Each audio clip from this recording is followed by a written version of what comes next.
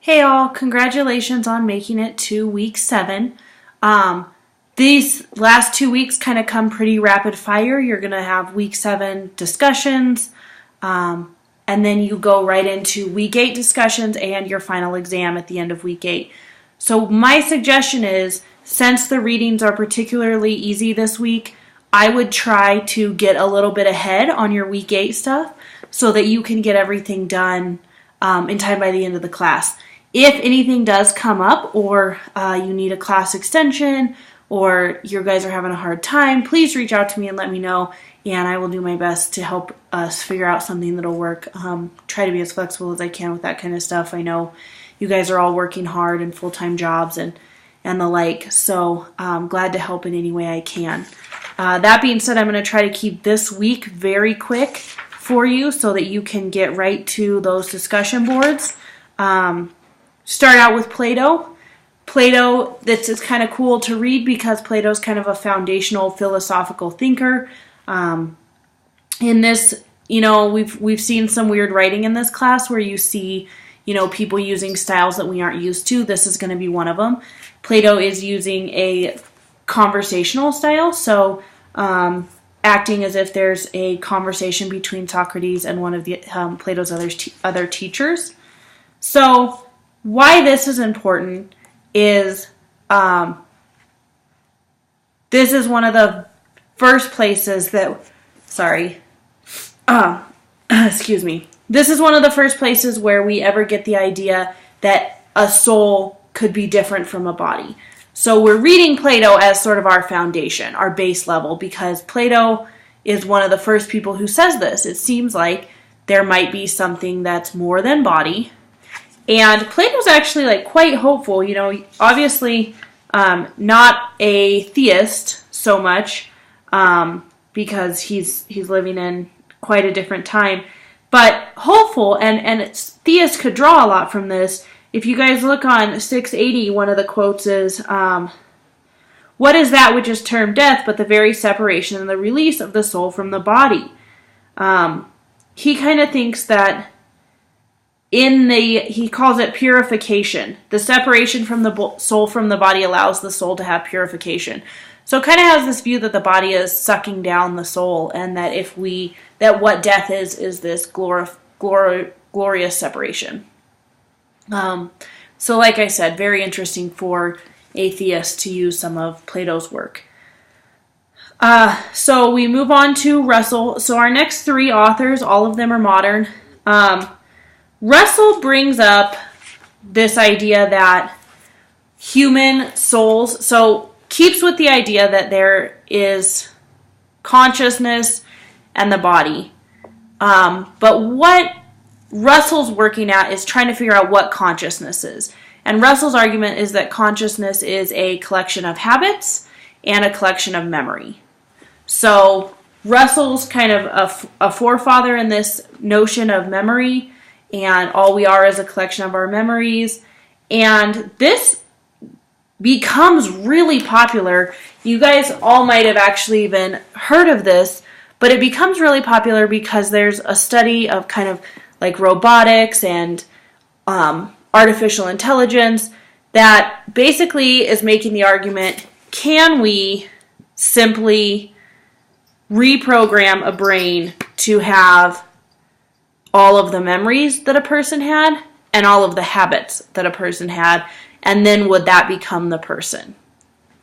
So as you see, it's a pretty intense, kind of far-fetched idea, but when you start thinking about it, it gets really interesting and a little bit hard to grasp, but also important to think about. What makes us us, what makes our soul. That's kind of what these guys are working with. So Russell's argument is very much pro, we are a collection of our memories, and when we lose the ability to have a habit or a memory, we are kind of no longer in existence. So Russell's kind of the downer of the week. Then you get to Olin. Olin, also modern, also a modern professor. And Olin takes on this idea and expounds upon the idea of memory and says, kind of doesn't really give his own good answer, but is pushing back on all of these ideas that other philosophers have presented. So he's saying he does all these thought experiments, basically. So what you're reading is Olin's thought experiments of, well, what happens if your consciousness was in this person's body? Are you that person? What makes the person the person? What makes the mind the mind? What makes the memories the memories? What happens if you woke up without memory? Does that make you less conscious? What happens if your memory of experiences got switched to another person and then you developed a new collection of memories? What person are you then?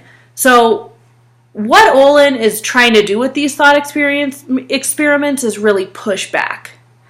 Really say, I don't think we have a good answer yet. I think we've kind of accepted this memory and habit argument, and I don't think that it's solid. So Olin's kind of pushing back with thought experiments, and they're kind of fun and they're kind of different, but I wouldn't say this is a very fruitful writing. And then you get to Baker, and Baker, well, I guess, we can kind of sum Olin up. Let me kind of give you, I underlined in here Olin's kind of final thoughts.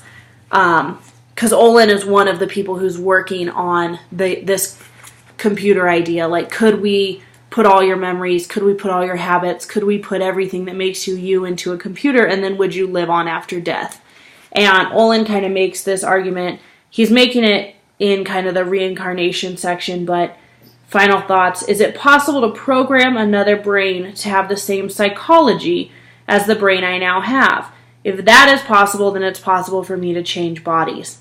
If it is possible for me to change bodies, then it is possible for me to survive death. So Olin is saying, yes, it's possible, but doesn't have a good answer of doesn't even have a good answer of what makes psychology or consciousness, but says these thought experiments prove that it's not these things that we've always thought before. It must be something else. If we can pin down what the something else is, then yes, we can have life after death. So that's kind of the three-pronged piece of Olin's argument.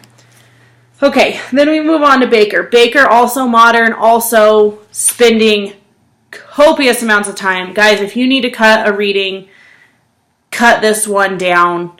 Read what you can. Read the key points. Read the headings.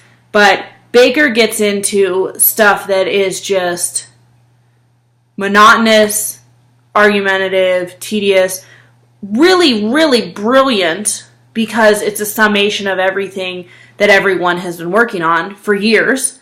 And it's got the point, counterpoint, point, counterpoint, point, counterpoint. The other nice thing that Baker has, too, is a lot of interactions with Aquinas and Plato and Hume. Baker is a great chapter for a textbook because Baker's working with everyone. So read those parts that Baker, where Baker's using the other philosophers and summing up what they say. But as you read this, you'll see that it is kind of like, here's what they've said, here's the argument, here's another argument, here's the rebuttal to that argument, here's the final thought. And Baker doesn't really make strong personal assessments.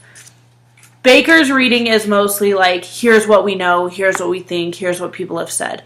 So it's kind of a nice summation, which can be helpful, but also I don't want you guys to get so bogged down in this reading because it is so tedious and it is so back and forth and this person said this and what about this and what about this and what about this, that you might get a little head spinny on it.